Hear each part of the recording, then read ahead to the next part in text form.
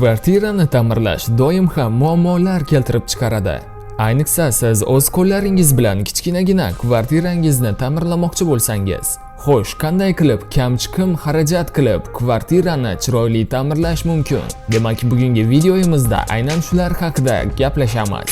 Salom do'stlar, Creative House YouTube kanalimizga xush kelibsiz. Bizni qo'llab turgan obunachilarimizga katta rahmat. Bizni bexosdan kuzatishni boshlaganlar esa bemalol obuna bo'lib qo'yishingiz mumkin. Chunki bir-biridan qiziqarli va foydali videolar sizni kutmoqda. Demak, boshladik. O'z qo'llarimiz bilan kvartirani ta'mirlash.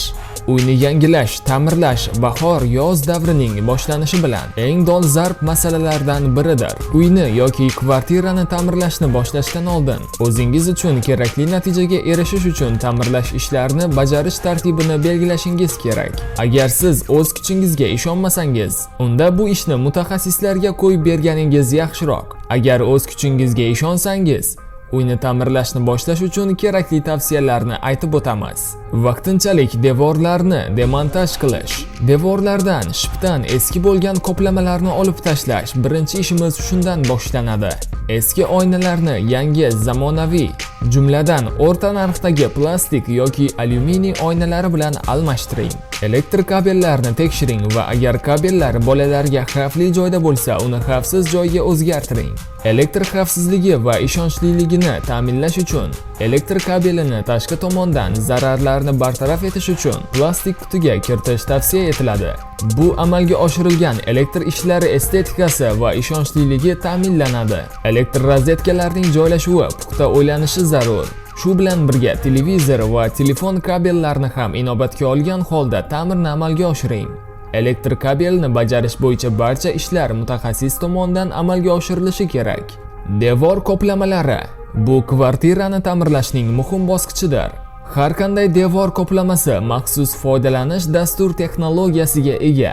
Misol uchun, uning har bir qatlami mukammal qurigunicha saqlanishi kerak. Agar devorga ishlov berish texnologiyasiga rioya qilsangiz, devorlar va shiftlar tekis yuzaga ega bo'ladi. Bu esa devor qog'ozi yoki bo'yoq bilan bajarilgan ishingizni chiroyli ko'rsatadi. Devor qoplamalarini foydalanish texnologiyalari deyarli har xil bo'ladi. Buni qo'llanma yo'riqnomasi orqali bemalol ko'rib bilishingiz mumkin. Devorga rang tanlashda ehtiyot bo'ling, chunki har qanday rang devorga urilgandan so'ng to'yingan rangni hosil qilishi mumkin. Asosan sovuq ranglar.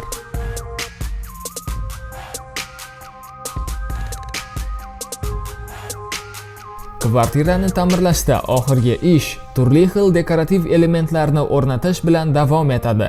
Shuni ta'kidlash kerakki, agar siz materiallarni ta'mirlash paytida olmoqchi bo'lsangiz, xato qilasiz. Ta'mirlashdan oldin o'z rejalaringizni qog'ozga yozib oling va kerakli materiallarni salgina oshig'i bilan oling. Shunda sizda material yetishmay qolishi kabi muammolar kuzatilmaydi.